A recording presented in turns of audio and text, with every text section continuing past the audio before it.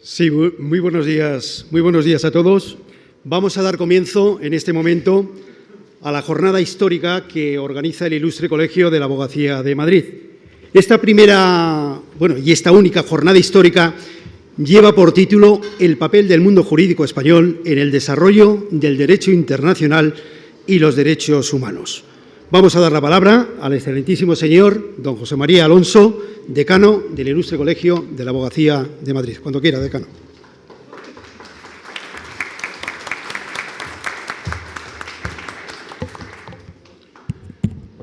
Muy buenos días y muchas gracias por asistir a esta jornada histórica que hace el Ilustre Colegio de la Abogacía de Madrid.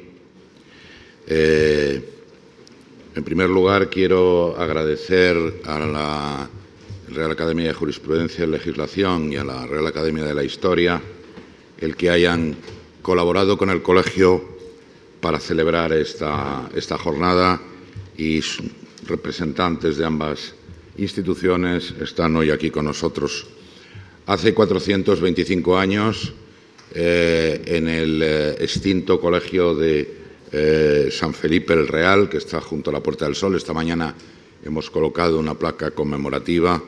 37 abogados se reunieron para fundar la Congregación de los Abogados de la Corte, que fue a continuación aprobada por el rey Felipe II.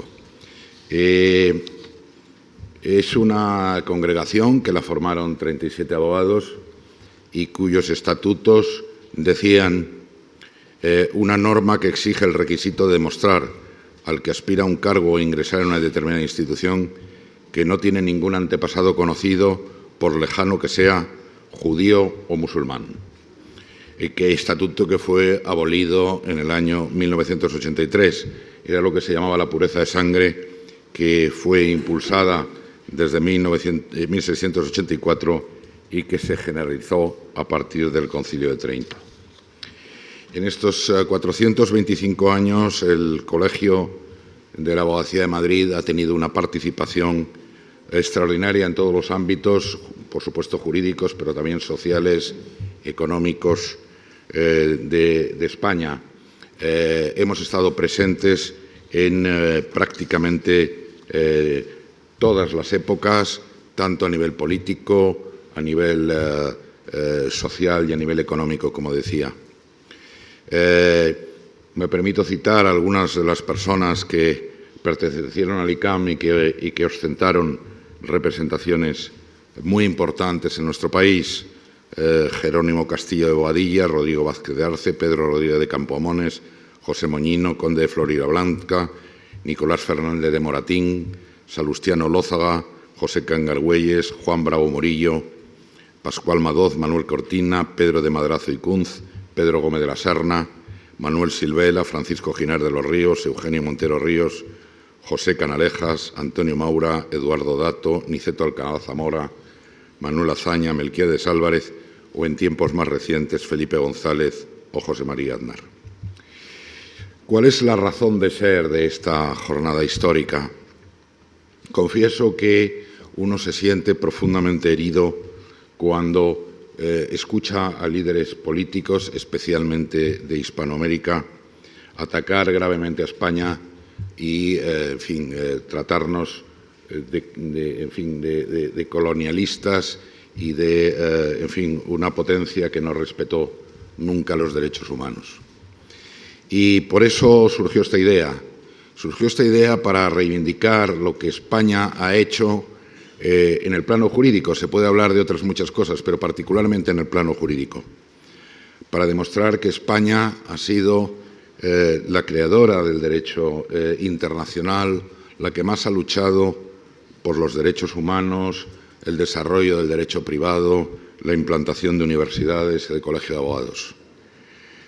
Nuestro mundo con Hispanoamérica ha sido un mundo de formar parte de lo mismo, formar parte de lo que se llamaban las Españas. No teníamos un colonialismo a la inglesa donde realmente se hablaba de colonias. Cuando se produce la independencia de los distintos pueblos hispanoamericanos, para mí y para los historiadores más relevantes fue más una guerra civil que una guerra de independencia, porque eran hijos de españoles los que se alzaban contra los españoles, hijos de españoles, además, que defendían al rey Fernando VII. Bien, yo creo que lo primero que tenemos que hacer es creernos lo que somos, creernos lo que hemos hecho, defenderlo públicamente, luchar contra la leyenda negra y sentirnos orgullosos de verdad de lo que hemos supuesto en la historia del mundo y, sobre todo, en la historia con los países hermanos y, por supuesto, también con anterioridad en lo que fue Flandes, en lo que fueron los reinos de la Corona de Aragón. Y nada más por mi parte. Yo espero que estas jornadas de hoy pues sean interesantes. Tenemos un elenco de conferenciantes que lo saben todo sobre la materia y, por tanto, en fin, ya me callo y dejo a los verdaderos protagonistas que intervengan. Muchas gracias.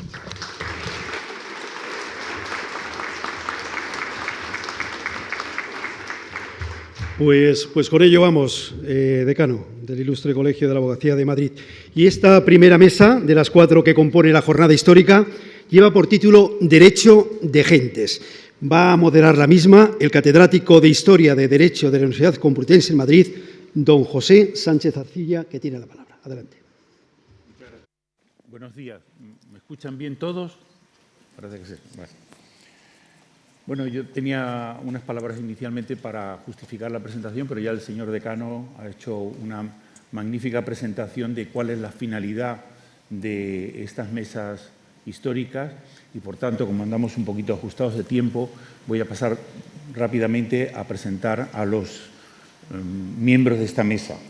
En primer lugar, a mi izquierda está don Feliciano Barrios, que es catedrático de Historia del Derecho, secretario de la Real Academia de la Historia y viene en representación de esa insigne institución.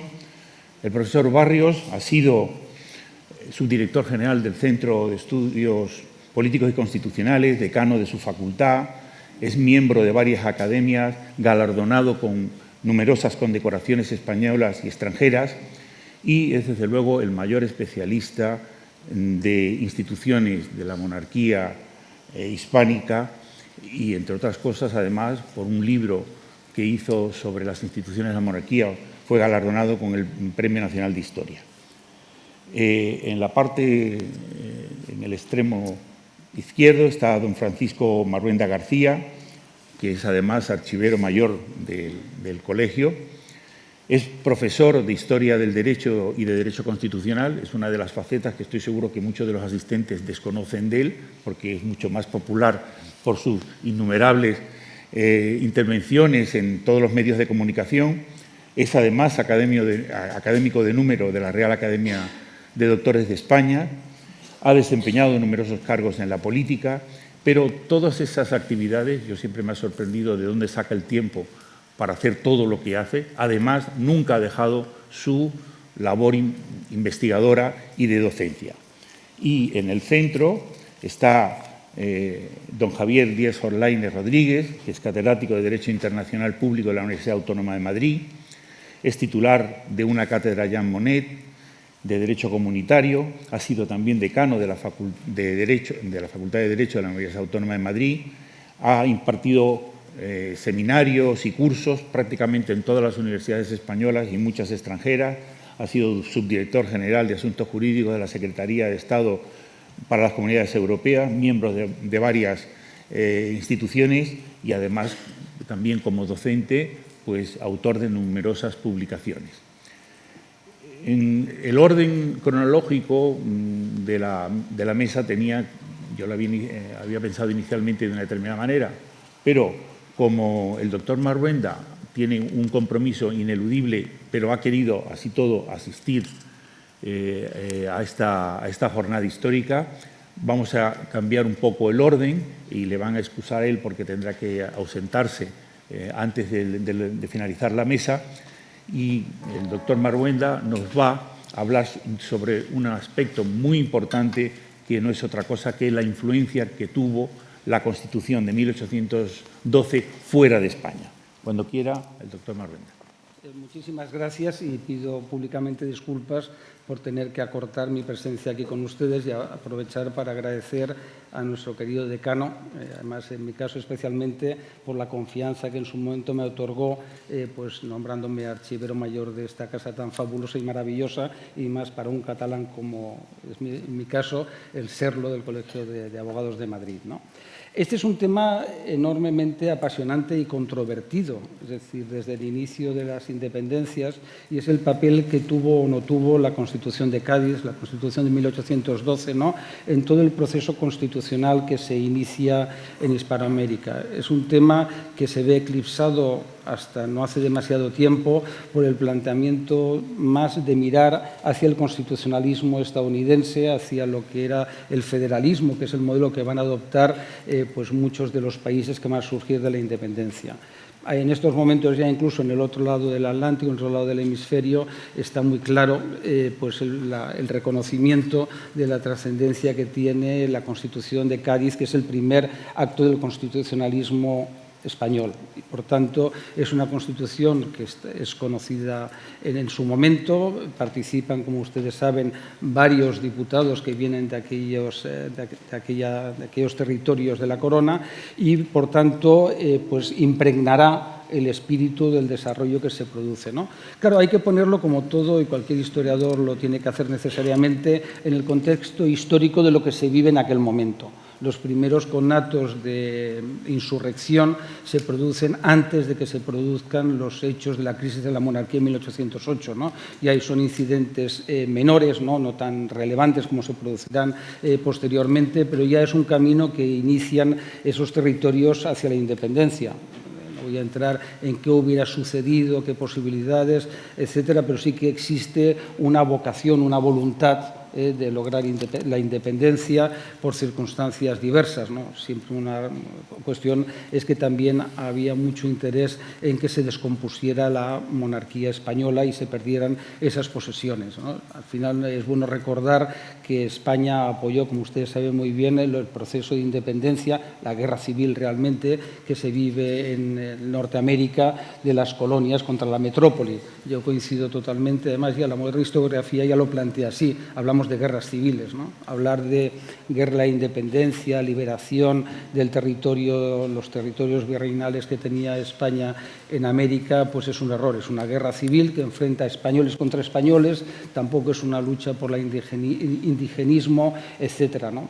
Esta mañana, cuando venía para aquí, pues cogí, cuando vemos un poco cuál es el planteamiento de cómo se ve, y eso explica también por qué la Constitución del 12 es ignorada. En Venezuela se la ignora de forma muy clara, se dice que la del 11 de ellos es previa, etcétera, etcétera. Pues claro, me cogía este libro que todos ustedes conocen, Visión de los vencidos, de León, los textos sobre la relación de los indígenas de la conquista o los mitos fundacionales que se vive, pues por ejemplo, el Grito de Dolores, que bueno, ya está también reconocido, pues que no había nadie que estuviera allí, que sea una fuente primaria, que nos diga qué es lo que realmente se dijo exactamente, si se dijo buen gobierno, si dijo muera los gachupines, etcétera, pero todas las naciones cuando surgen necesitan mitos fundacionales. Por tanto, en ese contexto tan complicado que es unos territorios que se están enfrentando a la monarquía para su independencia, a partir sobre todo de 1810, como todos ustedes conocen muy bien,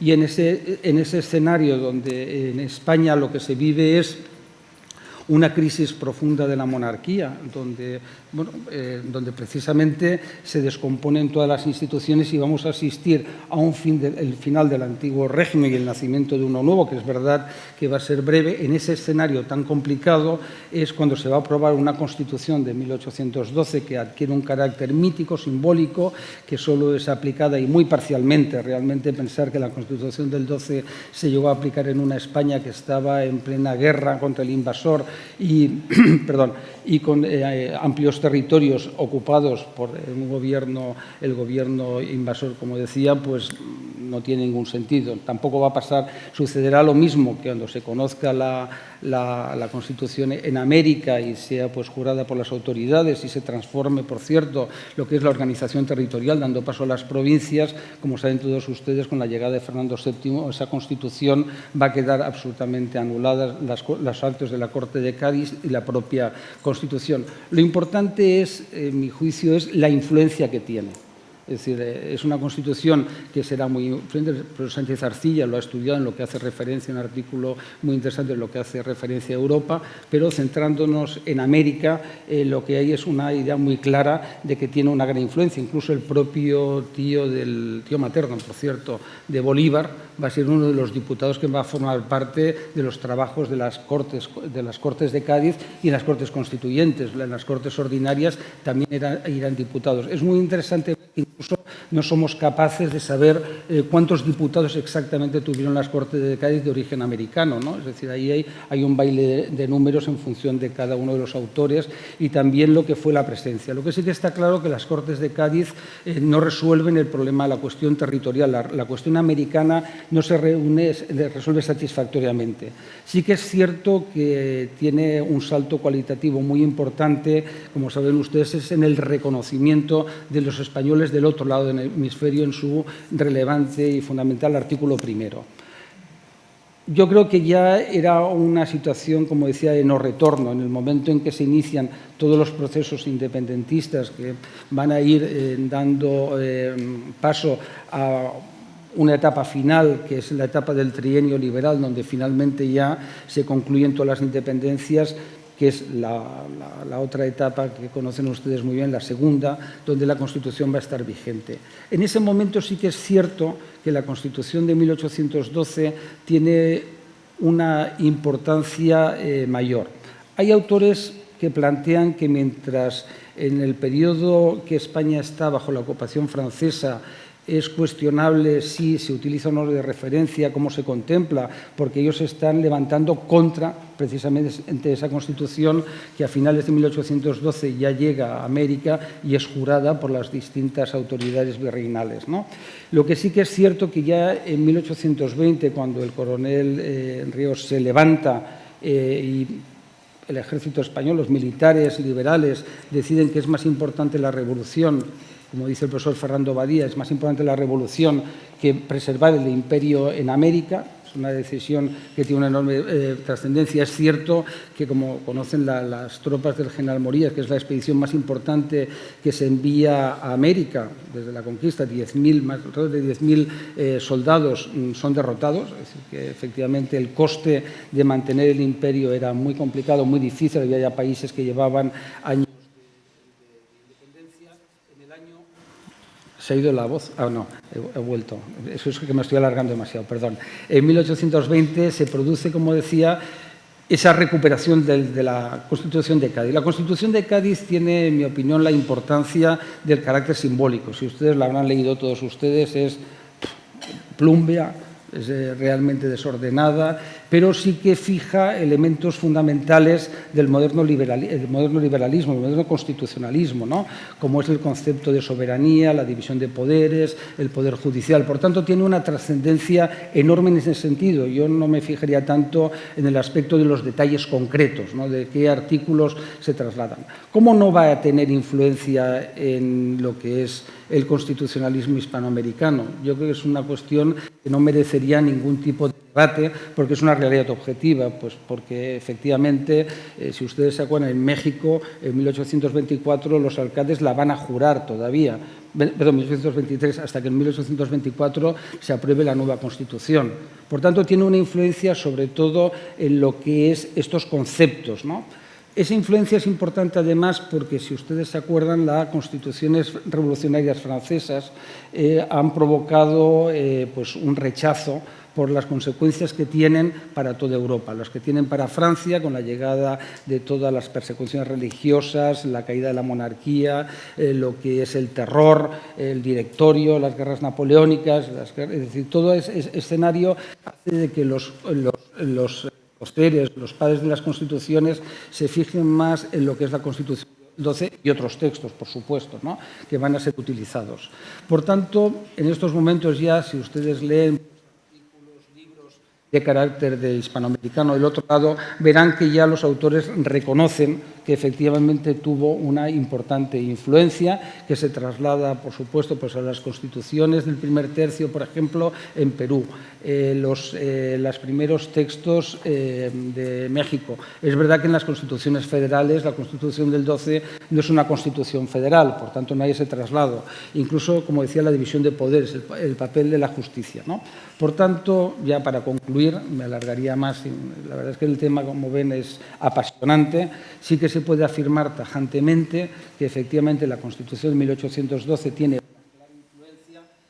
como principios programáticos que van a impregnar el constitucionalismo. Otra cosa es el problema que efectivamente se produce de que mientras en América se establece ese proceso de independencia y se consolida esa separación, donde, como decía, pues la población indígena, que fue un tema que se trató como muy interesante en las Cortes de Cádiz y se estableció que eran ciudadanos españoles. Otra cosa es la población de origen afroamericano, que quedó, pues desgraciadamente, pues marginada. Por tanto, lo que sí que se va a producir, y eso es cierto, y ya con esto concluyo, una obsesión por mirar más hacia Estados Unidos, la propia división que se produce entre las iniciales ideas de grandes unidades supraterritoriales que tienen Bolívar y otros próceres de la independencia no van a funcionar. Eso le interesaba a Estados Unidos, le interesaba a Gran Bretaña por motivos comerciales, van a ser colonizados, entre comillas, por esas compañías mercantiles, por esos países, y van a mirar hacia Estados Unidos como elemento también más mítico.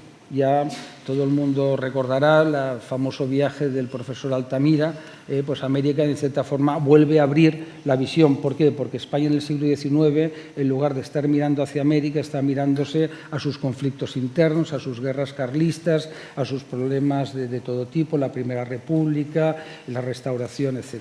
Muchísimas gracias.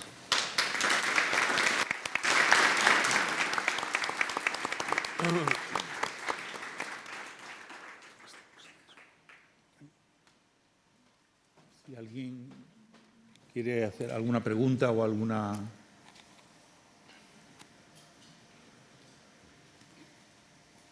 ¿Nadie? Bueno. Doctor Marhuenda, muchísimas gracias por su intervención. Y vamos a continuar. Algunos se habrán sorprendido al ver en los programas que el título que se le ha dado a esta mesa es el derecho de gentes.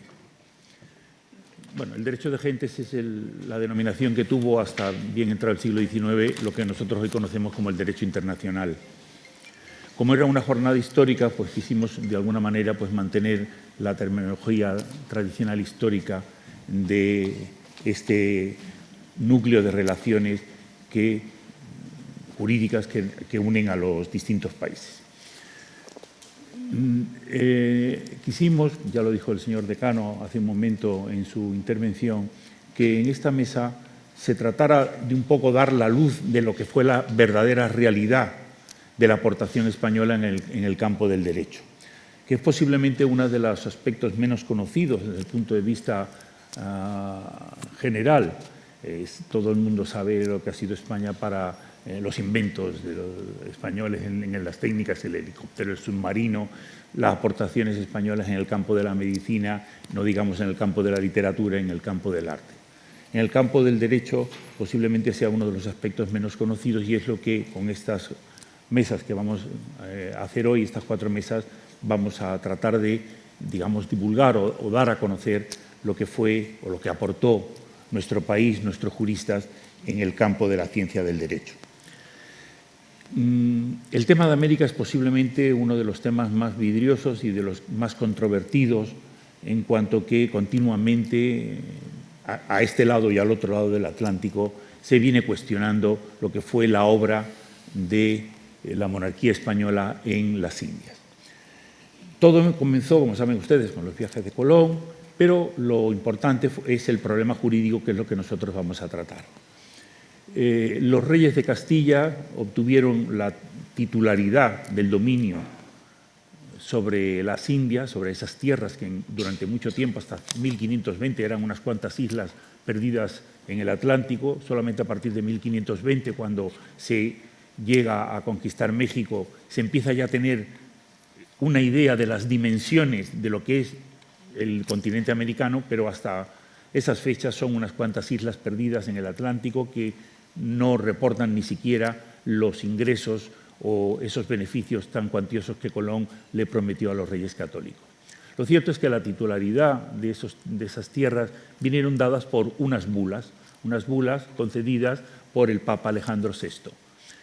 Y estas bulas se concedieron en función de una concepción jurídica que se remontaba al siglo XIII, en donde pues, un famoso canonista, el cardenal Ostiense, había mantenido la tesis según la cual, pues cuando Jesucristo se proclamó Rey de Reyes, pues había tenido, digamos, la potestad sobre todos los territorios del mundo. Luego, el Papa, como sucesor de Cristo en la tierra, era el que iba administrando, digamos, esa titularidad del poder. Según el Ostiense, todas aquellas tierras que estaban dominadas por paganos, es decir, por aquellos que no eran ni cristianos, ni judíos, ni musulmanes, la titularidad de esas tierras pertenecía al Papa y el Papa podía disponer libremente de ellas.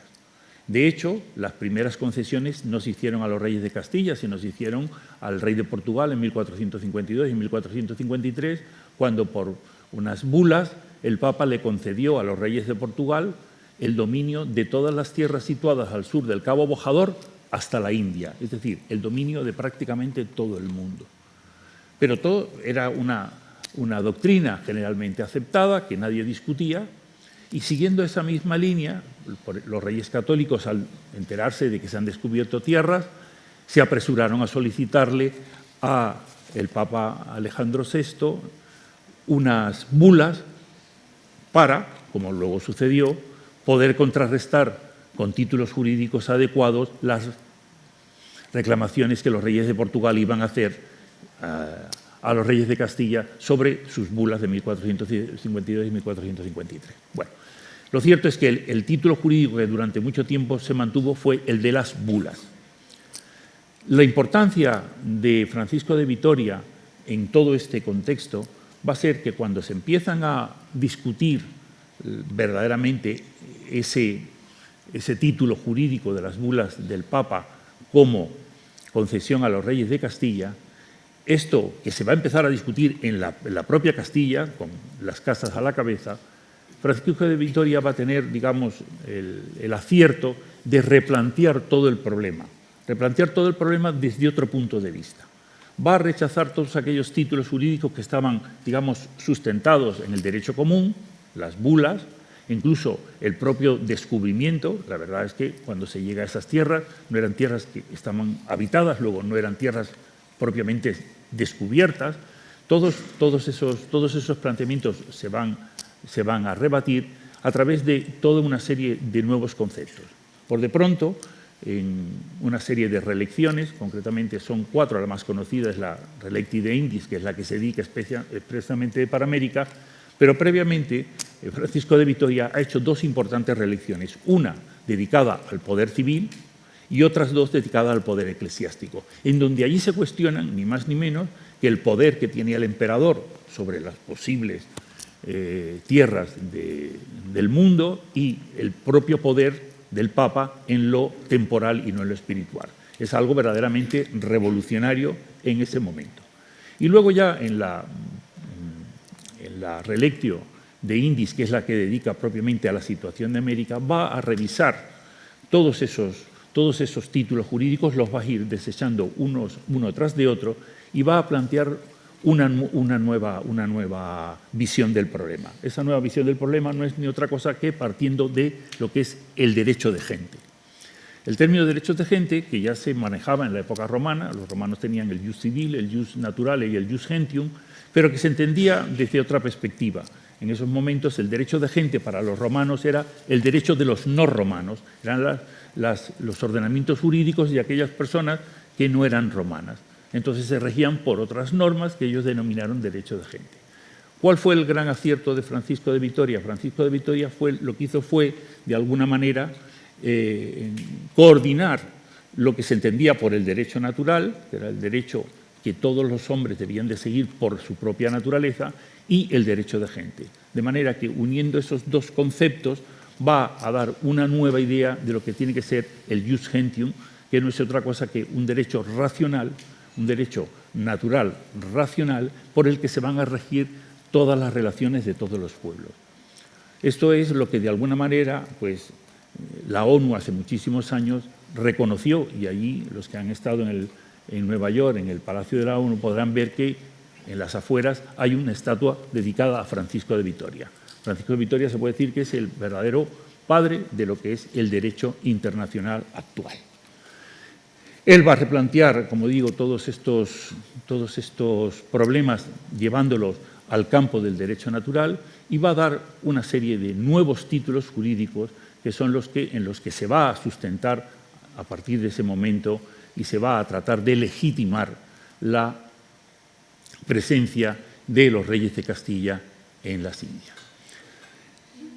Otro de los aspectos que se ha tratado y que los que hemos viajado por América, hemos estado en América, duele muchas veces cuando se oyen estas críticas, es la posición muchas veces ideológica de los propios gobiernos en contra de lo que ha sido la aportación española, de lo que fue la aportación española en las Indias en general, no solamente desde el punto de vista cultural, la lengua, la religión, etcétera, sino lo que es todo en sí. Y entre ellos, una de las críticas mayores que se le hacen a la corona española es que el derecho que se dio para América era un derecho muy bien intencionado, pero decían que no se cumplía, basándose en una vieja institución que existía en Castilla del obedezca y no se cumpla, y que en Indias también se utilizó, pero se utilizó como una serie de criterios tal como se imponían por el derecho castellano. Pues cuando uno le habla de la corona, de cómo trató bien a la población indígena, pues siempre dice sí, pero esas normas no se cumplían. Eso no es cierto, muchísimo menos. Es una pena, pero esa visión, digamos, equívoca de la aportación jurídica de Castilla a América, a las Indias, es verdaderamente errónea. Va a hablar ahora con más detenimiento el doctor Barrios precisamente sobre ese aspecto, sobre el aspecto tuitivo que tuvo la corona española sobre la población indígena. Profesor Barrios, cuando quiera. Muchas gracias.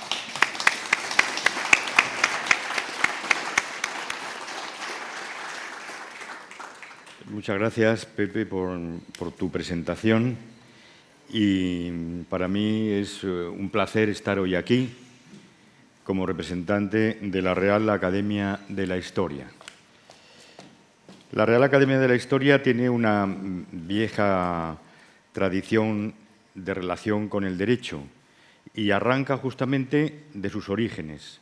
En 1735, un grupo de eruditos se reúnen en la casa de un abogado de los Reales Consejos llamado Hermosilla, y ese núcleo de eruditos interesados por el pasado es el origen de la Academia de la Historia.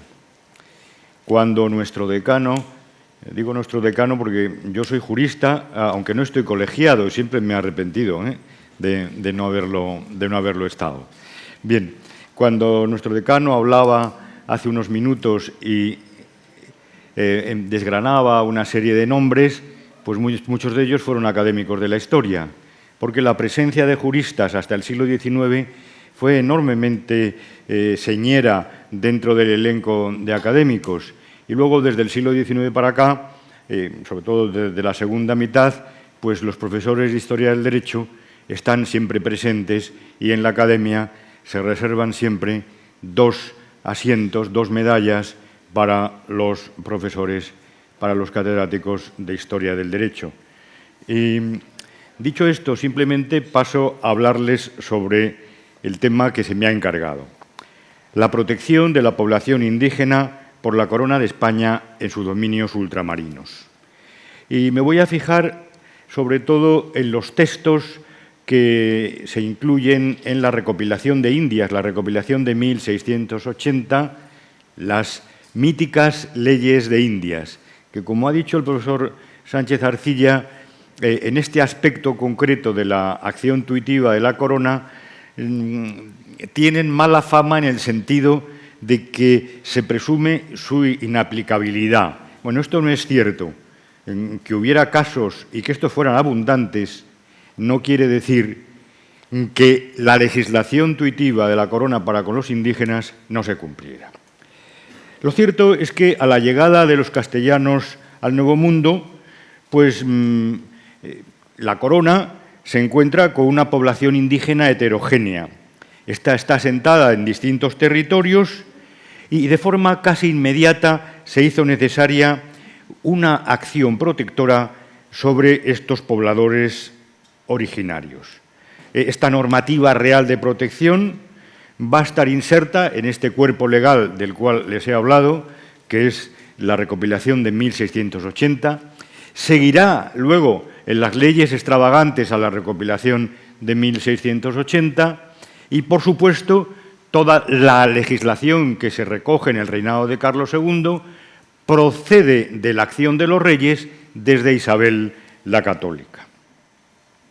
Bien, no vamos a entrar en la polémica sobre las diferencias existentes entre un derecho tuitivo y, digamos, de gran raigambre en la letra de la ley o de gran presencia en la letra de la ley y su ausencia en la vida cotidiana de esta población indígena.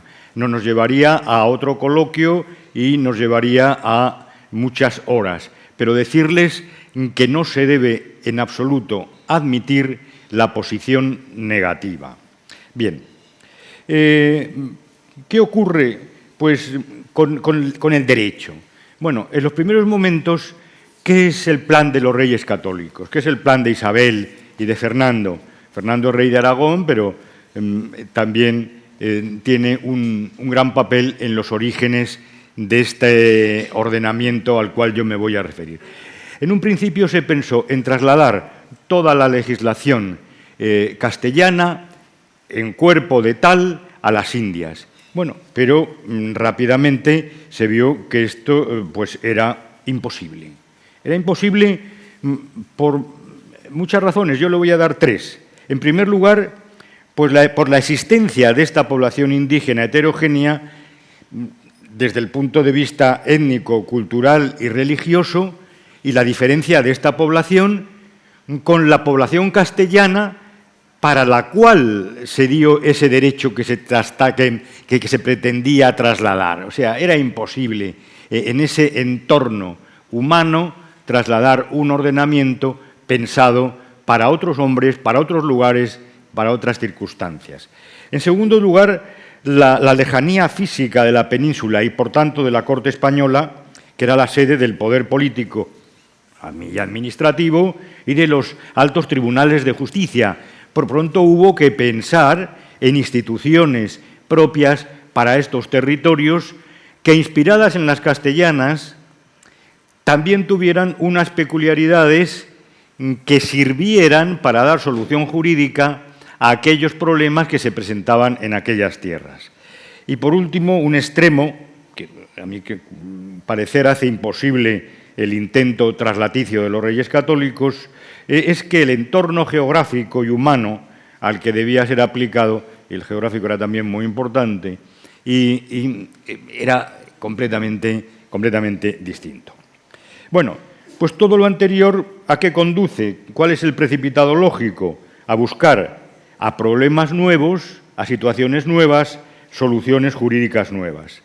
Y estas soluciones jurídicas nuevas van a ir componiendo un corpus normativo importantísimo que constituye lo que venimos denominando derecho indiano, que no es el derecho de los indios, sino que es el derecho de las Indias, de los territorios sometidos, y que dependen de la Corona de España.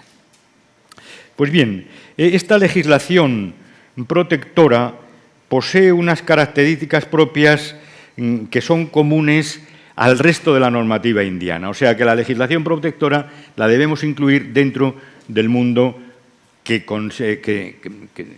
consideramos, que llamamos el derecho indiano. Me refiero al particularismo territorial y al casuismo. El particularismo territorial es que las normas dirigidas a las Indias no iban siempre dirigidas al todo el territorio indiano, no iba dirigida a toda la América hispana y a los territorios oceánicos del Pacífico, sino que iban dirigidas a una demarcación administrativa en particular, a un territorio en particular. Lo que pasa es que luego muchas de estas normas dirigidas a un territorio en particular se hacían extensivas en su aplicación a todo el territorio indiano. Y el casuismo estoy hablando a juristas, pues evidentemente el dirigir una norma que ha nacido como fruto de un caso particular que se ha presentado. Bien, así las cosas, la protección a los indígenas se va a producir desde una doble vertiente. La vertiente eclesiástica, por una parte, y la vertiente que vamos a llamar civil, por la otra. La Iglesia y la corona. En cuanto a la primera, me voy a referir solamente a una disposición del Papa Pablo III, una bula, la Sublimis Deus, de 2 de junio de 1737, en la que el pontífice declara a los nativos de las Indias verdaderos hombres. Y esta declaración es una declaración que va a tener una importancia tremenda para el futuro, porque en la bula se dice que no pueden ser desposeídos de su libertad ni del dominio de sus bienes. Esta tajante e inequívoca declaración, pues, como les he dicho, es importantísima para lo que va a suponer respecto de la propia legislación, de la propia normativa indiana de procedencia civil. ¿Qué actitud tuvo la corona respecto de la población indígena? Bueno, pues en principio tuvo una actitud vacilante, porque la corona no sabía ni ante lo que estaba ni ante quién estaba. No sabía ni qué eran aquellos territorios, pues eran la antesala del Japón. No, en un primer momento no se sabía nada y no se sabía quién era aquella población. Tal es así que cuando llega Colón delante de los reyes y llega acompañado de nativos, los reyes autorizan en un primer momento su venta y luego rápidamente se dan cuenta de que es un gran error, de que es una aberración y se echan para atrás. Algunos años después, el testamento de la reina católica ya ordena el buen trato que se ha de dar a los indios. Y eso, en ese testamento también la reina es taxativa. Y no consientan ni den lugar a que los indios, vecinos y moradores de las dichas islas y tierra firme, ganados y por ganar, reciban agravio alguno en sus personas y bienes, mas manden que sean bien y justamente tratados, y si algún agravio han recibido, lo remedien y provean, de manera que no se exceda cosa alguna lo que por las letras apostólicas de la dicha concesión nos es mandado. Está diciendo a sus sucesores que protejan a los indios. Y también del testamento de la reina católica, pues se va a comprender rápidamente, vamos a poder colegir que el fin primario de la conquista fue la evangelización de los indios y no la explotación. Aunque la explotación económica llegara inmediatamente como fruto de la realidad evidente de los territorios a que se había llegado y de las posibilidades que ofrecía para la corona. Bien, bueno, en general, se va a seguir con una normativa de protección, pero esta la vamos a ver incrementarse de una manera clarísima con el texto de las leyes nuevas de Indias promulgadas el 20 de noviembre de 1542, ya en el reinado de Carlos I, del rey emperador. Y su punto 21 nos dice: ítem, ordenamos y mandamos que de aquí adelante, por ninguna causa de guerra ni otra alguna, aunque sea so título de rebelión, ni por rescate ni de otra manera, no se puedan hacer esclavo indio alguno, y queremos que sean tratados, y ahora viene lo importantísimo, y queremos que sean tratados como vasallos libres de la corona de Castilla, pues lo son.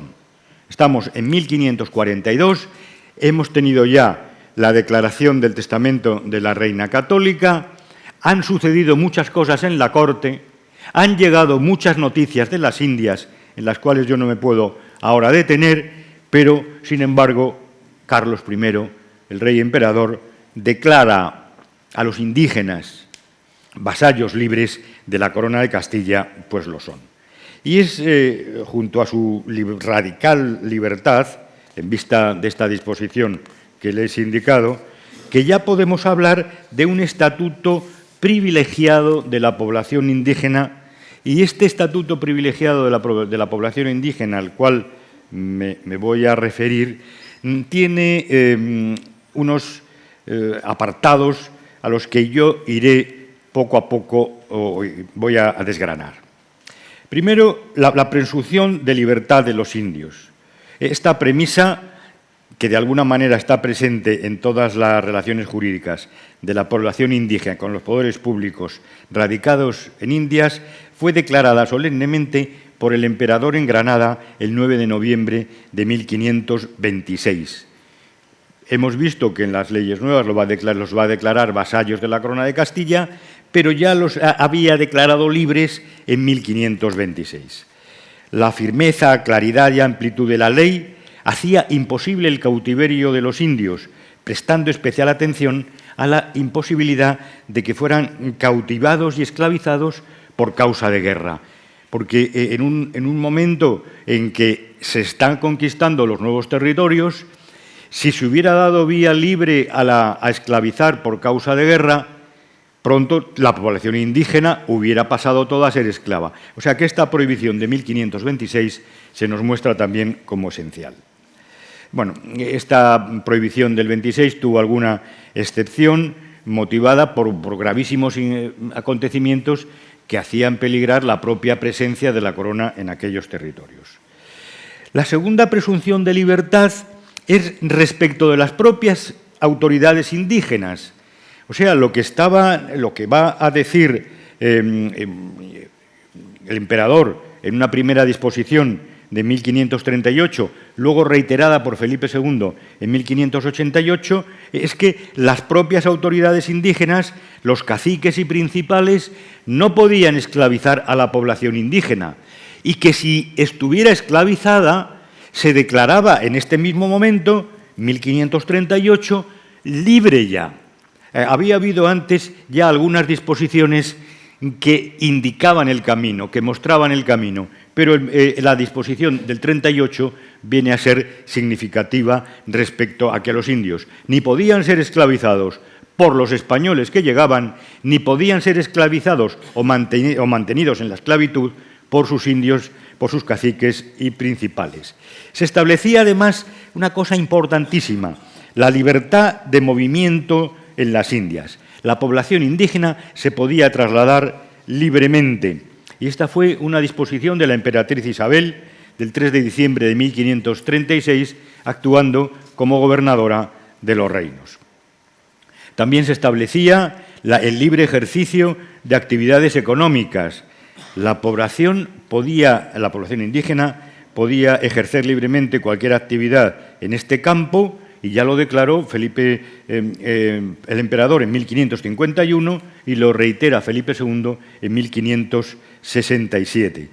Se trataba de que los indios pudieran realizar comercio, pudieran dedicarse a las labores de campo, y pudieran vender sus productos. Esto es realmente importante, ¿eh? Y esta venta que fuera con libertad. También existía la prohibición por parte de la corona, y esto también es realmente importante, de prohibir los traslados de los indios. No se podían hacer reservas. No se podía coger a la población indígena de un determinado territorio, moverla de sus lugares y situarla en una reserva, como ocurrió en otras colonizaciones, en otras presencias de occidentales en territorios ultramarinos. En los dominios de la Corona de España, los indios no podían ser trasladados a la fuerza. Esto se dio pues muy tempranamente. Es una disposición del cardenal Tavera, actuando como gobernador de los reinos de Castilla en 1541, y Felipe II lo va a ampliar a Filipinas en 1574. Sobre todo en Filipinas se trataba de evitar que los pobladores de una isla fueran trasladados de forma forzosa a otra que no era su hábitat natural, que no era su lugar. También tenían privilegios de carácter procesal los indígenas. Así, los juicios de Indias tenían todos la consideración de casos de corte. Esto tiene como consecuencia inmediata que se sustraen de los jueces naturales, a los que en principio correspondería entender en el asunto, para ser remitidos a la Real Audiencia o, en su caso, a una jurisdicción especial, que era el juzgado de indios. Esta era una gran ventaja por la serie de cautelas y garantías judiciales que así amparaban a la población indígena y además especialmente a viudas, huérfanos y miserables, que es lo que se establecía en las leyes de Indias. Los indios estaban facultados por el ordenamiento procesal para rendir prueba aunque hubiera expirado el plazo probatorio. Esto también era importante, porque era una población aislada, con poca comunicación, con escasos conocimientos y formación. El tenerlos constreñidos a los plazos procesales que eran de aplicación absoluta para los españoles hubiera sido muy negativo para la población indígena. Por eso se estableció. Luego, la tramitación de las causas de indios se establecía que debía ser breve y sumaria, y así lo establecen las leyes nuevas de 1542. Y los visitadores, cuando llegan a Indias, este método de la visita para control de los tribunales, lo tienen muy en cuenta, cómo ha sido realmente el proceder en las causas en que intervenían indios, si han sido realmente breves. En el procedimiento penal se les libera de tener que prestar fianza en las querellas por calumnias, también un gran beneficio, y privilegios penales. Los delitos que eran cometidos por indios eran castigados con mayor benignidad que los cometidos por españoles. Y esto es constatable. Miren, una cédula de Felipe II de 9 de diciembre de 1593. Ordenamos y mandamos que sean castigados con mayor rigor los españoles que injuriaren o ofendieren o maltrataren a los indios, que si los mismos delitos se cometiesen contra españoles y los declaramos por delitos públicos. O sea que se les beneficia en todo caso. Y ahora una cosa importantísima y que además pues, a mí me mueve a cierta irritación, esa irritación que tenemos muchas veces los españoles cuando estamos en las Indias.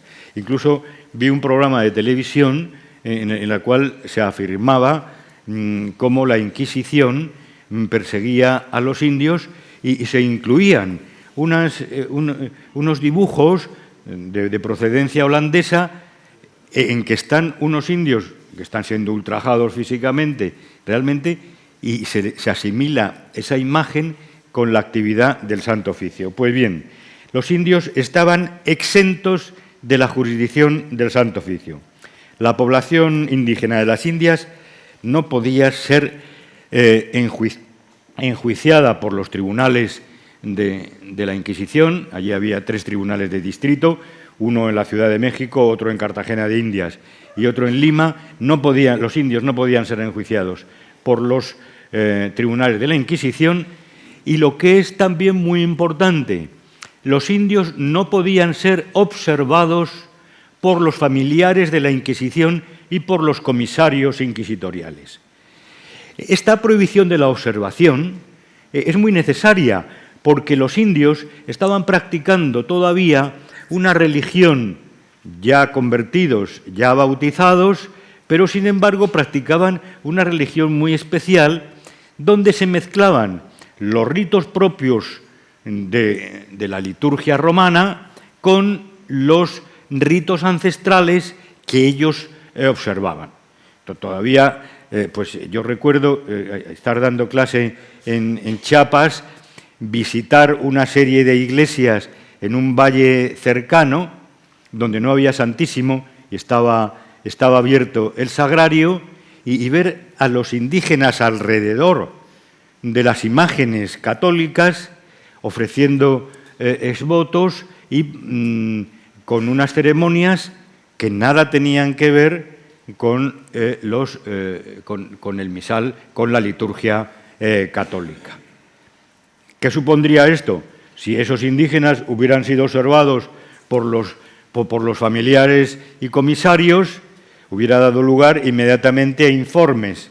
Entonces, la Inquisición no podía hacer nada contra los indígenas. En el campo del derecho privado, los indios podían casarse libremente sin importar el origen del consorte, aborigen, peninsular o criollo. Bueno, este es el nacimiento de ese mestizaje que es propio de la presencia de España en América. Y esta libertad de matrimonios que dio lugar al mestizaje del que les hablo, es tan, digamos, originario dentro de en cuanto a la presencia de España en América, que es una disposición de Fernando el Católico de 19 de octubre de 1514, que luego se reitera en el 15 y posteriormente Felipe II en 1556. O sea que encontramos la libertad de matrimonio. Tienen libertad para disponer de sus bienes por testamento con muy escasas limitaciones.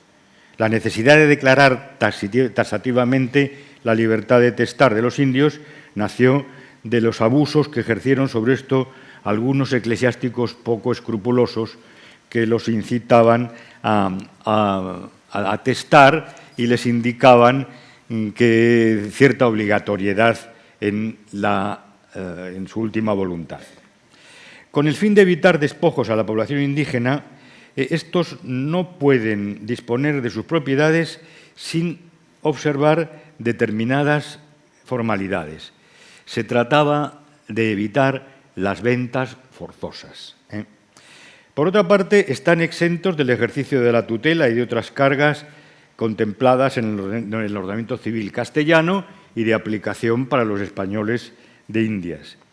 Y también los indios podían retractarse una vez concluida una venta de bienes si la transacción había causado un perjuicio considerable y evidente. Se trataba de que los indígenas no fueran engañados, y así lo dispuso Felipe II en el bosque de Segovia el 13 de julio de 1573. Lo que en todo momento se quería es que la población con sus productos fuera al mercado y no hubiera lugar al fraude. Bueno, pues esto es sin duda una visión general que les he querido dar sobre la protección de la corona a los indígenas en determinados aspectos del ordenamiento jurídico, que como ven era muy intuitiva. Y he de decirles que los tribunales, que las audiencias indianas procuraban su cumplimiento. Que hubiera autoridades desaprensivas, sin ningún lugar a duda. Que hubiera españoles o ya criollos que abusaran de la población indígena, sin duda alguna se dio. Pero la realidad es que la corona y sus representantes trataron en todo momento de que las leyes de Indias se cumplieran en su letra. Muchas gracias.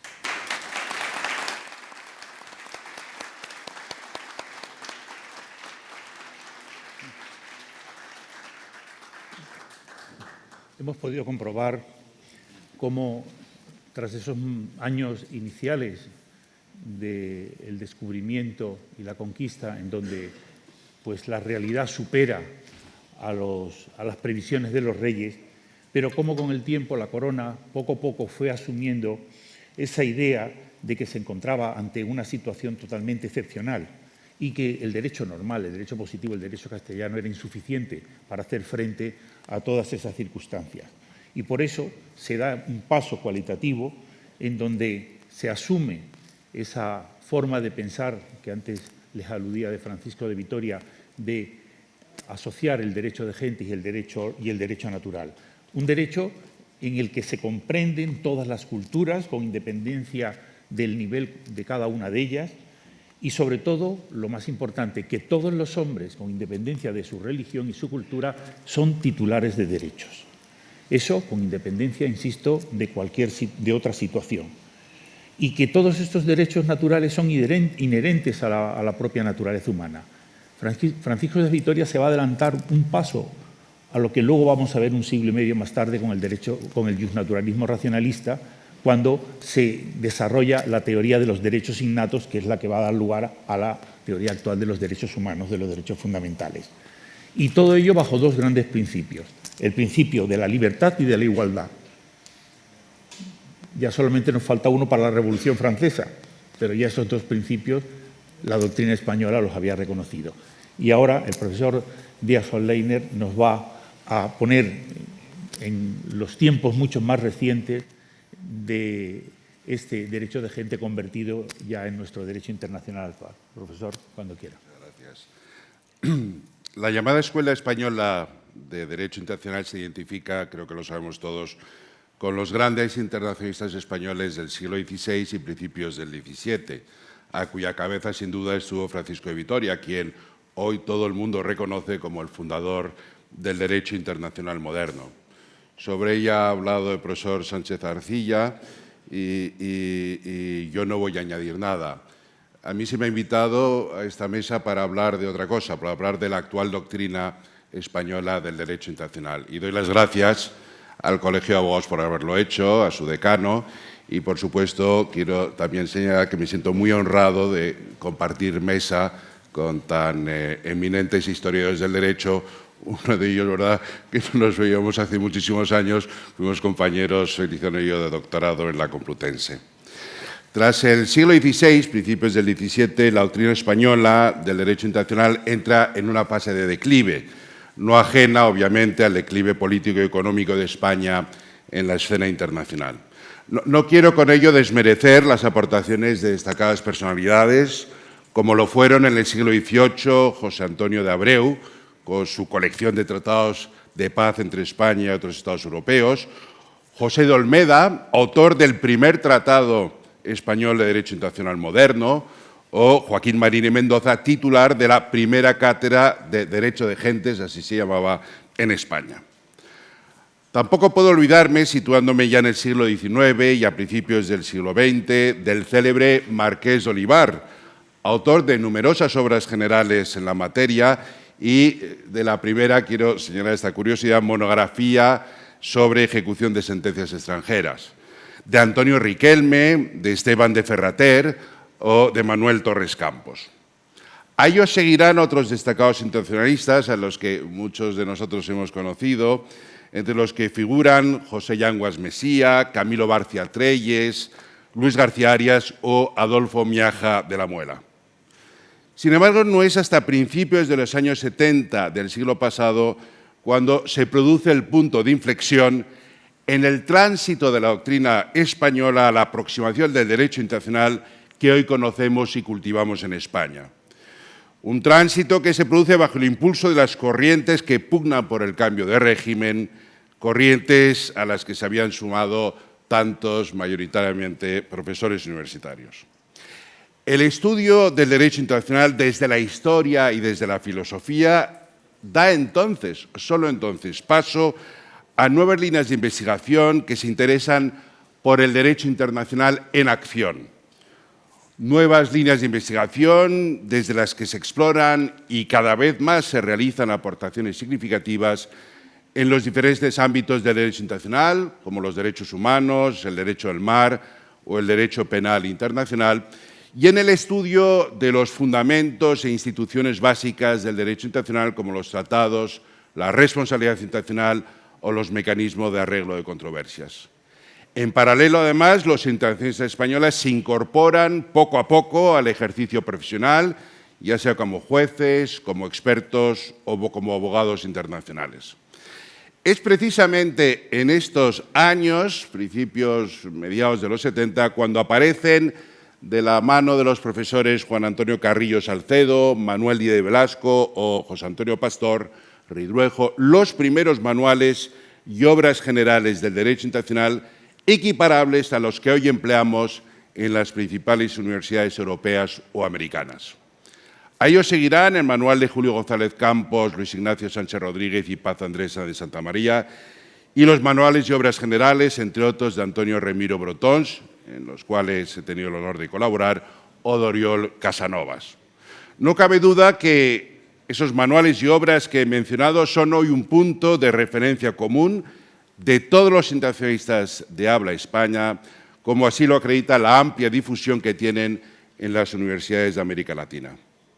Pero el quehacer investigador de los internacionalistas españoles en las últimas décadas no se ha limitado ni mucho menos a la producción de importantes obras generales, sino que ha cubierto con cientos de monografías y miles de trabajos las diferentes ramas e instituciones del derecho internacional. De su calidad e influencia dan cuenta, solo pondré un ejemplo, el hecho de que sean citados por numerosas sentencias de la Corte Interamericana de Derechos Humanos, del Tribunal Europeo de Derechos Humanos y del Tribunal de Justicia de la Unión Europea, o, por poner otro ejemplo, en los informes de los relatores de la prestigiosa institución básica del derecho internacional, Comisión de Derecho Internacional de las Naciones Unidas. La importancia de la producción científica de los internacionalistas españoles se refleja hoy en el número de revistas que en este campo se publican en España y en el creciente número de trabajos de investigadores españoles publicados en las principales revistas de derecho internacional del mundo.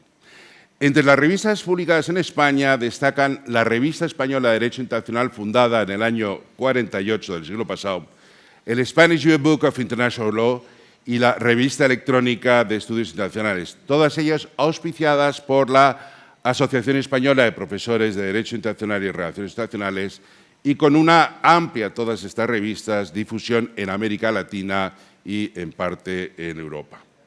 También quiero hacer referencia al Anuario de Derecho Internacional y a varias revistas de Derecho Europeo con un marcado perfil internacionalistas, como lo son la Revista de Derecho Comunitario Europeo, la Revista General de Derecho Europeo y la Revista Española de Derecho Europeo, de la que me honro en ser co-director. En cuanto a la influencia de la doctrina internacionalista española a partir de los años 70, quiero empezar mencionando la que tuvo la doctrina de la época en la elaboración de la Constitución del 78, en particular de la mano de Miguel Herrero y Rodrigo de Miñón, autor de diversos trabajos también en el campo del derecho internacional.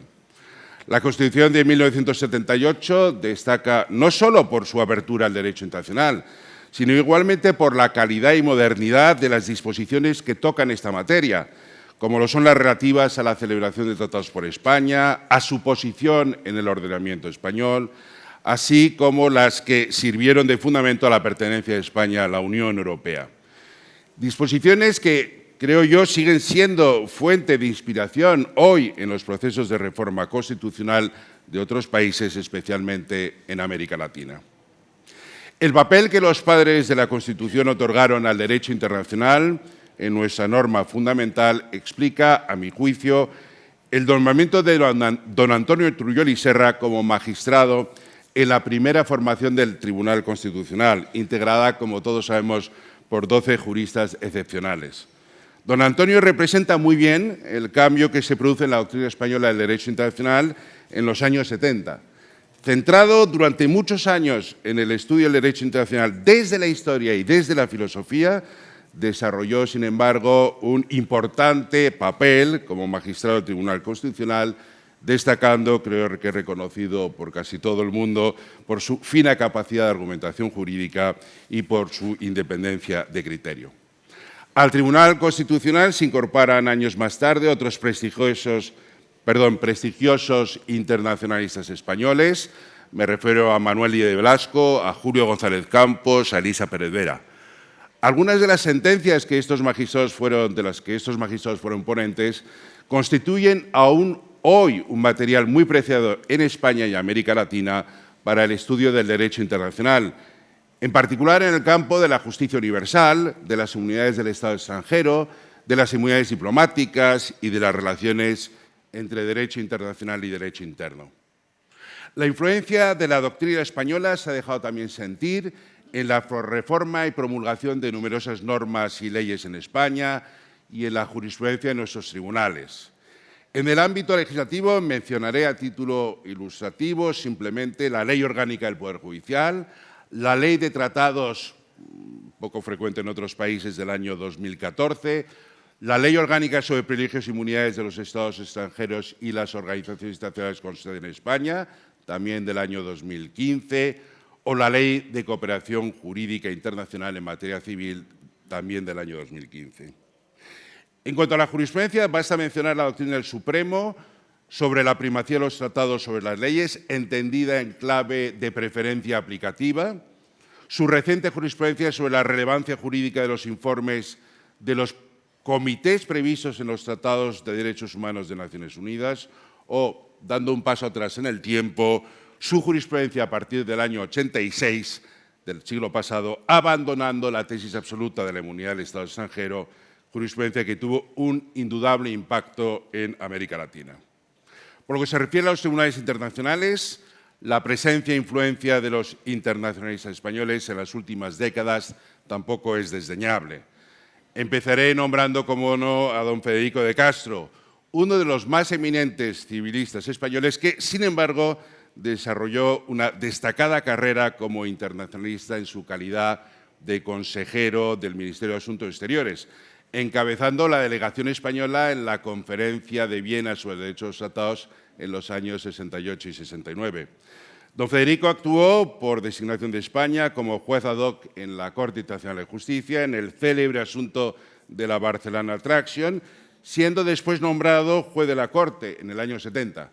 Su paso por la Corte, desde luego, durante 9 años no pasó desapercibido, y un dato que lo corrobora es que llegó a formular opinión particular en 9 de los principales o más célebres casos resueltos en esos años por la Corte Internacional de Justicia.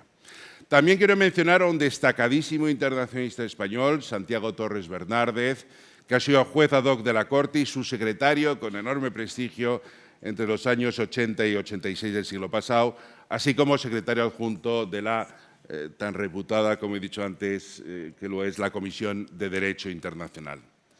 La Corte Internacional de Justicia viene además contando desde mediados de los 70 con la frecuente presencia de internacionalistas españoles interviniendo como representantes de España en consultas sometidas a la Corte, desde la opinión consultiva en el asunto del Sáhara Occidental hasta más recientemente la opinión en el asunto relativo a la declaración unilateral de independencia de Kosovo y, sobre todo, como abogados nombrados por España y muy particularmente por países latinoamericanos en numerosos asuntos contenciosos. En este último grupo de internacionalistas destacan los profesores Julio González Campos, que también fue juez ad hoc de la Corte, Antonio Remiro Brotons o Luis Ignacio Sánchez Rodríguez. Los internacionalistas españoles también han tenido un papel muy relevante en otros tribunales internacionales, en particular el Tribunal Europeo de Derechos Humanos y en el Tribunal de Justicia de la Unión Europea. Del primero fueron jueces los profesores José Antonio Carrillo Salcedo y José Antonio Pastor Ridruejo, y en el segundo lo fueron Manuel Díaz de Velasco y Gil Carlos Rodríguez Iglesias. Este último, todos saben, ocupó la presidencia del Tribunal Europeo entre los años 94 y 2003, dejando su impronta en numerosas sentencias, en particular relativas a la acción exterior de la Unión Europea y, por tanto, a la relación entre el derecho de la Unión y el derecho internacional. No podemos tampoco, aunque sea muy brevemente, una pincelada sobre el peso que ha tenido también la doctrina española en diferentes conferencias internacionales de codificación o de creación de nuevas normas de derecho internacional. Solo mencionaré, es bien conocido, el papel de España en la tercera conferencia de las Naciones Unidas sobre el derecho del mar, que transformó, como saben, el derecho, las normas de derecho internacional de los antiguos convenios de Viena del 58, de Ginebra, perdón, o el papel, creo, también muy destacado de la delegación española con presencia de internacionalistas relevantes españoles en las negociaciones del estatuto que condujo a la creación de la Corte Penal Internacional.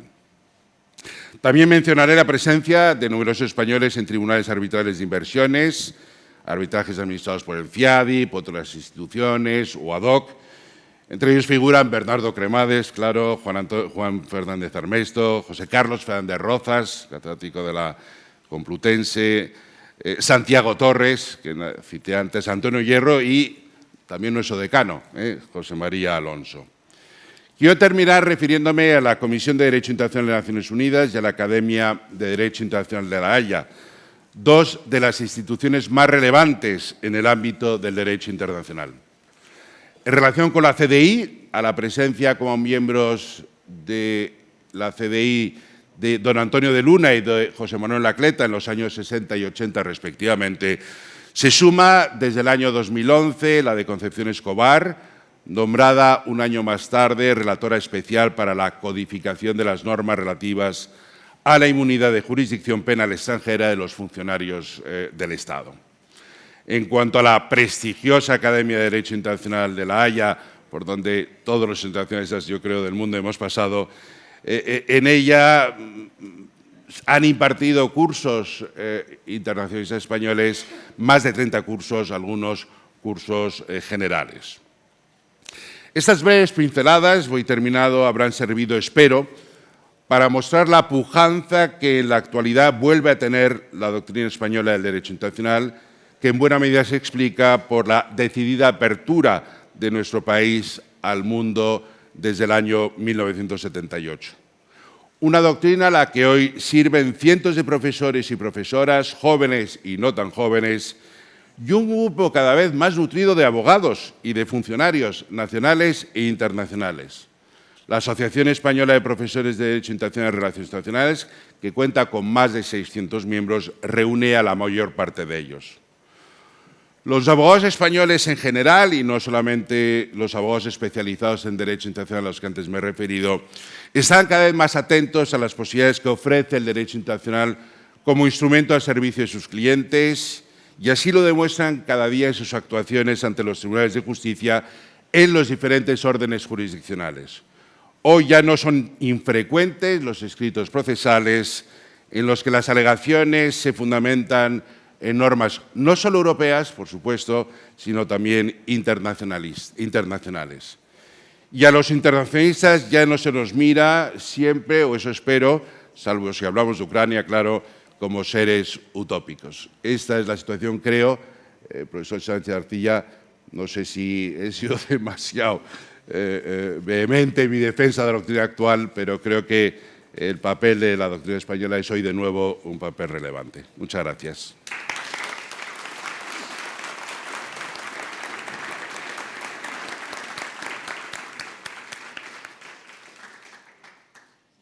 Estamos un poco justos de tiempo. Si hay alguna pregunta, el decano.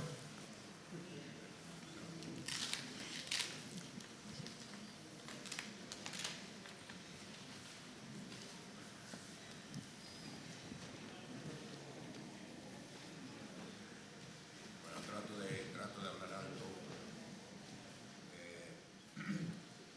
Yo tengo la sensación de que los españoles somos los peores enemigos de nosotros mismos, porque tengo la sensación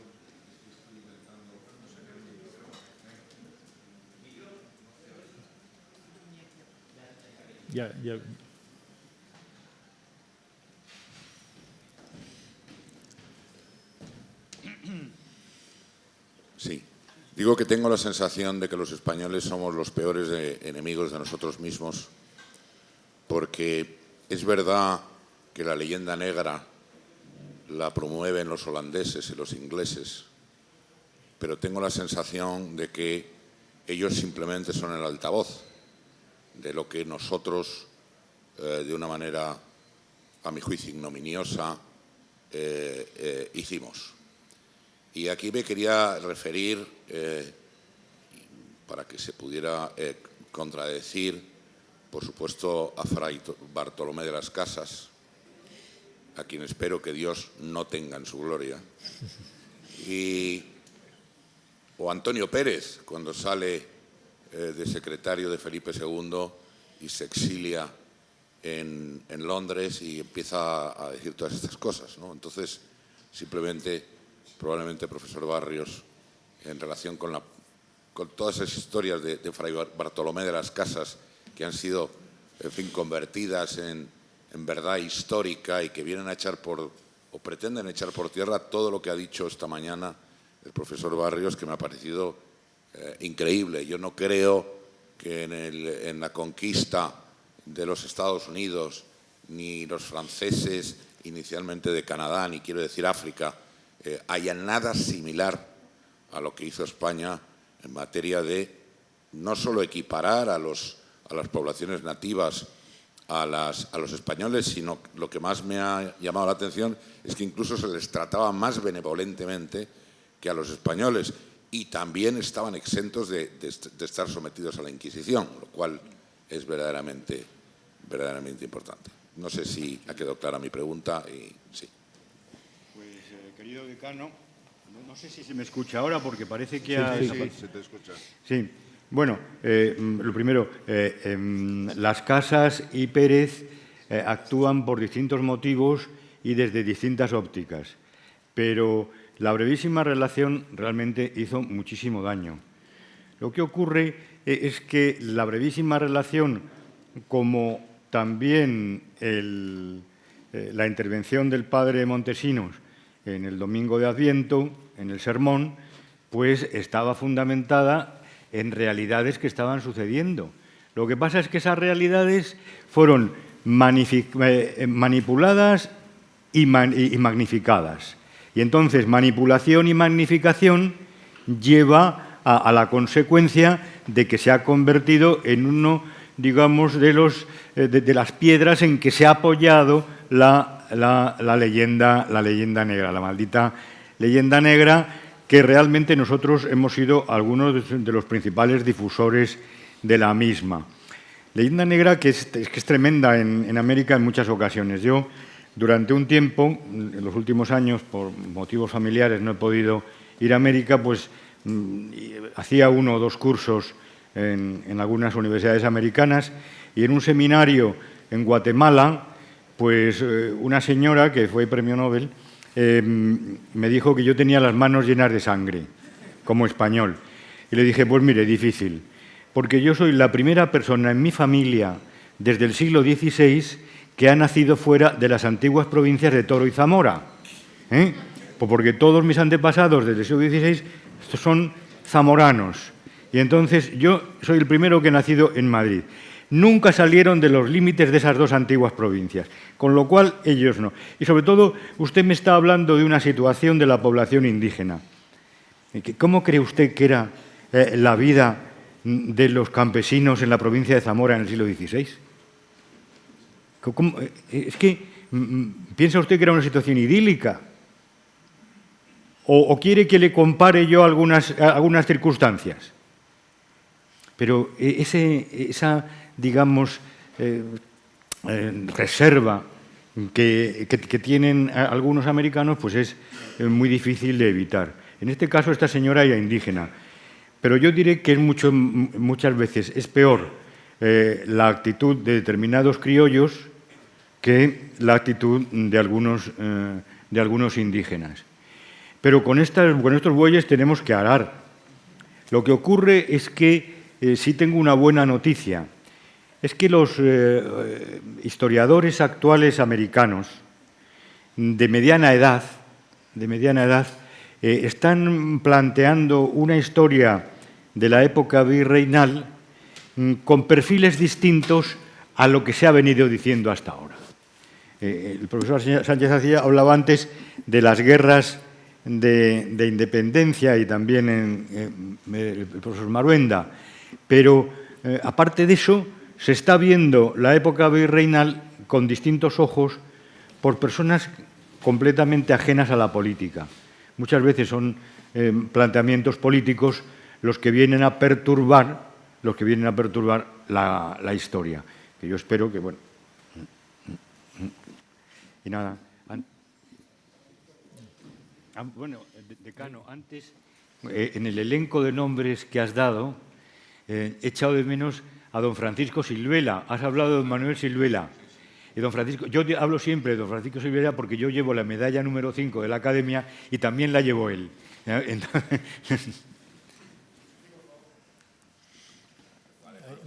Sí, por acá. Buenos días al señor decano y a los expositores. En principio, agradecerles por esta jornada muy interesante. Visito desde Perú. Me llamo Mike Pilar Herrado, soy decano del Colegio de Abogados del Cusco y presidente de la Junta Nacional de Decanos de Abogados del Perú. Muy agradecido por la invitación. Este es un espacio muy importante, creo, para poder ver qué es lo que ha pasado en la historia, como bien cuentan ustedes desde el punto de vista del derecho. Eso es importante, mirar atrás, sin perder el horizonte para adelante. Hablaban de Bolívar, de Bartolomé de las Casas y demás personajes. Me pregunto yo ahora, España, ¿qué rol desde el punto de vista jurídico tiene para con muchas de estas naciones a las que intervino? Hablamos de México, hablamos de Perú y otras. Creo que el compromiso también tiene que ir por ahí, históricamente. Si bien es cierto, los reyes hicieron su trabajo antes, ahora jurídicamente nuestra sociedad muy moderna, pues también tiene que tener otro rol, pero viendo también a estos países que desde ya somos parte del sistema democrático y queremos seguir contribuyendo con nuestro mundo jurídico en realidad. Mi agradecimiento. Muy buenos días. ¿Puedo? Sí, sí. Bueno, yo creo que el rol del que usted habla tiene que ser de una enorme intensidad y que todos, desde nuestras respectivas posiciones, nos debemos implicar en una intensificación de nuestras relaciones culturales, viendo el pasado con objetividad, pero sobre todo pensando en el presente y pensando en el futuro. Nosotros ahora en la Academia de la Historia, nuestro principal objetivo consiste en organizar la próxima reunión de academias iberoamericanas y que renazca esa unión.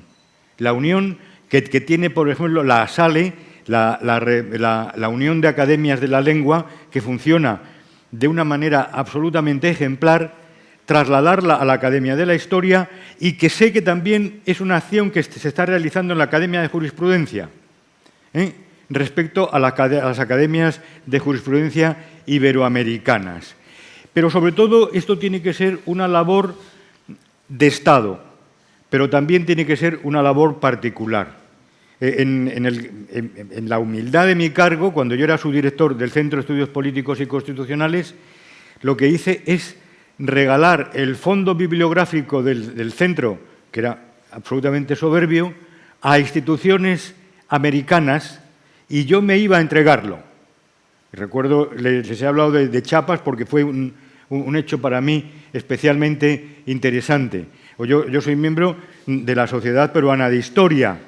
¿Qué ocurre? Que lo que debemos hacer es que esos lazos se deben intensificar desde la cooperación y, sobre todo, desde considerarnos miembros de una comunidad cultural con una fuerza inusitada si nosotros queremos que la tenga. Si la bombardeamos desde dentro, pues no llegaremos a ningún lugar. Pero esa comunidad es la que debemos nosotros intensificar desde el punto de vista de la acción estatal y de la acción de las propias instituciones, que me imagino que el Colegio de Abogados pues estará en ello, como está la Academia de la Historia, como está la de Jurisprudencia y como yo espero que esté el propio Estado.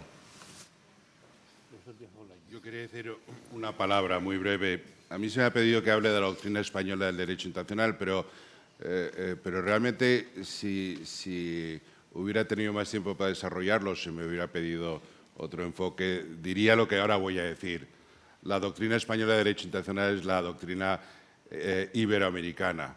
Y digo iberoamericana, incluyo por supuesto a Brasil y Portugal. Somos una comunidad en la que no hay distinciones. Para mí los grandes maestros de lengua hispana de derecho internacional son tanto los que he mencionado, españoles, como tantos latinoamericanos que podría ahora citar. Solo daré un nombre de alguien que hemos llegado los internacionalistas españoles como si fuera español, maestro directo nuestro, porque lo fue realmente maestro directo, que fue Augusto Cansado Trindade, fallecido hace unas pocas semanas. Lo hemos sentido como la muerte de un maestro internacionalista español, porque era igual de maestro para nosotros que cualquiera de los que he citado. Y eso a mí me llena de gusto, de satisfacción. Somos no tenemos que crearla, ya la hemos creado hace muchos años.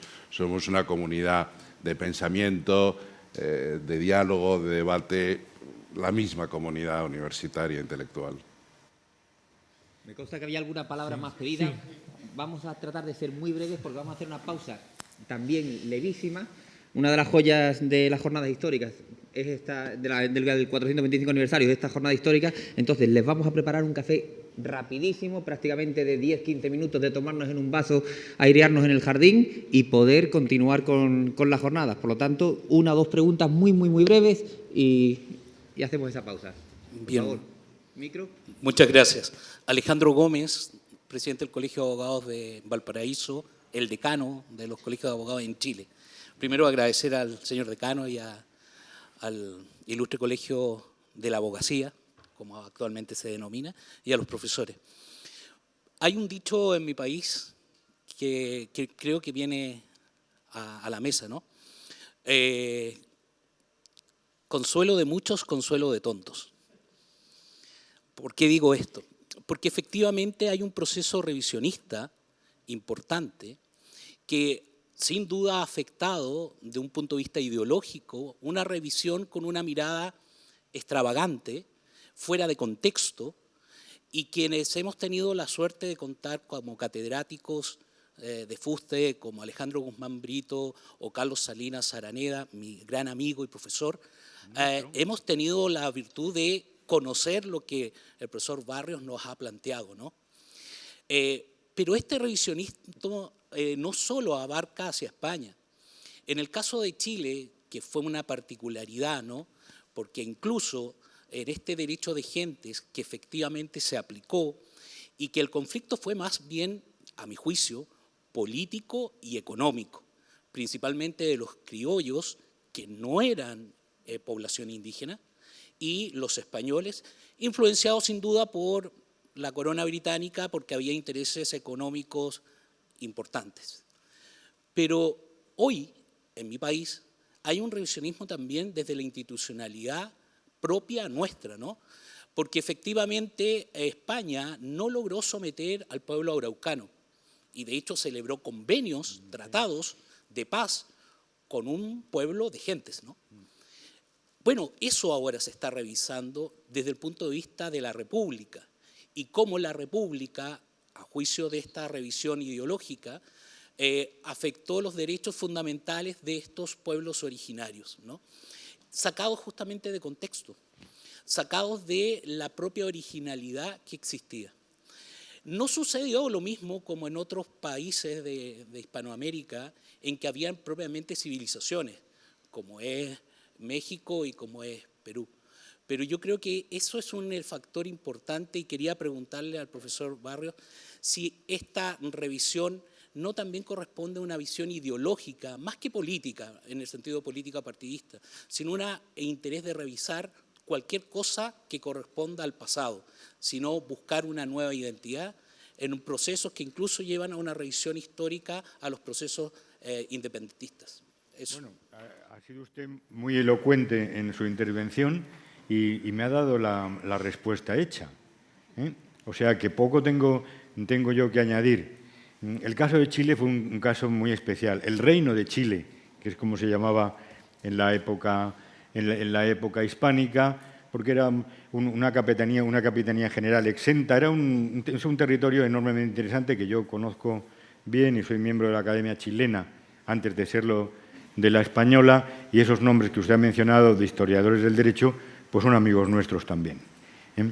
O sea que realmente ese revisionismo de Estado es un revisionismo, yo creo que temporal y coyuntural, que pasará. Entonces nos encontramos ante un doble revisionismo. El revisionismo al cual yo me he referido, de cómo algunos historiadores están contemplando la época virreinal de manera distinta, y el revisionismo político, o incluso no revisionismo, la reincidencia política de algunos políticos de algunos estados en que están ahora manifestándose en una, digamos, posición muy crítica con la presencia española y yo creo que movidos por intereses meramente ideológicos, donde la historia, digamos, científica está ausente e incluso atacada. Porque algún gobierno al cual no me voy a referir, pues ha aislado a la Academia Nacional de la Historia de su país, siendo una de las academias mejores, más activas y con mayor producción científica.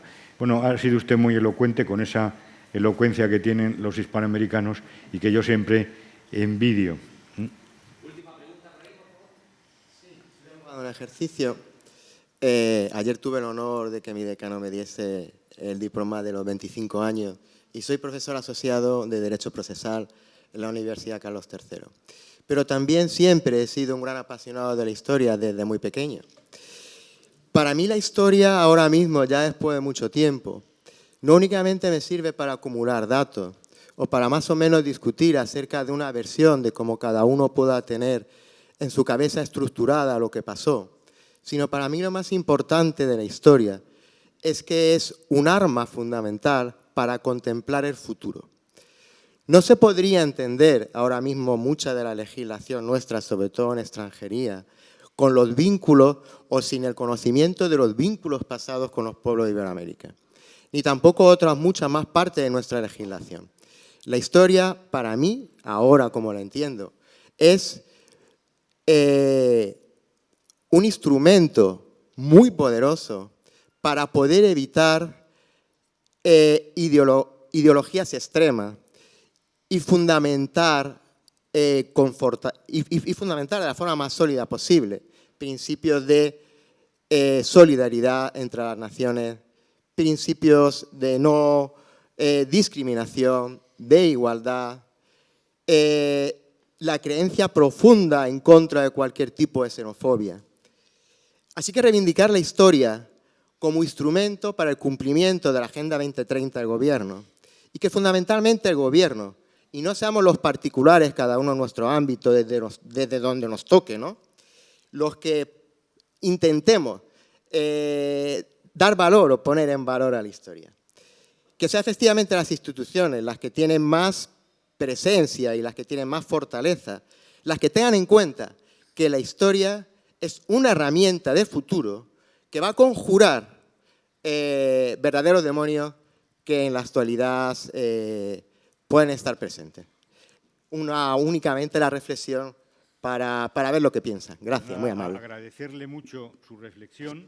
Espero que la escuche el propio Estado, que está actuando en este campo de una manera diferenciada, y decirle que tanto el profesor Sánchez Arcilla como yo, pues en nuestras facultades hemos tenido que luchar vehementemente para que la historia del derecho pues tenga un lugar importante y luchar contra algunos compañeros nuestros que piensan que determinadas materias de derecho positivo vigente, entre las cuales no está el derecho internacional público, que también sois bastante maltratados dentro de los planes de estudio, que los planes de estudio en las facultades de Derecho son algo más que el derecho civil y el derecho administrativo, ¿eh?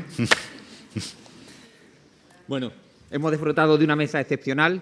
Muchísimas gracias en nombre del Colegio de la Abogacía de Madrid a todos los intervinientes. Muchísimas gracias, don José Arcilla. Muchísimas gracias, don Feliciano Barrios. Muchísimas gracias también a don Javier Díaz Holzheimer. Y muchísimas gracias a don Francisco Marienda, que nos han tenido que acompañar. El café es un café brevísimo, ya preparado en vaso, simplemente para...